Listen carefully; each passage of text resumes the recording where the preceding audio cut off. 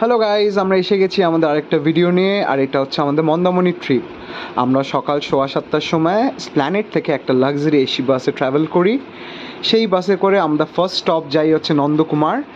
সেখানে বাস আমাদের 10 মিনিটস একটা গ্যাপ দেয়, সেখানে আমরা খাই ডিম পাউরুটি খেয়ে আমরা আবার রওনা দিই টুয়ার্ডস মন্দারমণি। আমরা ঠিক 12:30টার দিকে আমরা পৌঁছে যাই মন্দারমণি। আর ওখানে গিয়ে আমরা একটা অটো নিই। অটোটা আমাদের 50 রুপিস নেয় আর আমাদের নামিয়ে দেয় আমাদের লাক্সারি সি বিচ রিসর্ট, যেটা হচ্ছে সিলভার স্যান্ড। সেটার ডেসক্রিপশন আমরা পরের ভিডিওতে দেবো। ততক্ষণ আপনারা লাইক, সাবস্ক্রাইব আর শেয়ার করুন। আমরা চেক ইন করে যাই। চেক ইন করে আমাদের দুজনের খুব খিদে পেয়েছিল। আমরা চলে যাই আমাদের রেস্টুরেন্টে গিয়ে আমরা অর্ডার করি হচ্ছে ভাত, ডাল, আলু ভাজা, পাঁপড় ভাজা, একটা আলু পটলের তরকারি, পমফ্রেট সর্ষে দিয়ে এবং মাছের কালিয়া।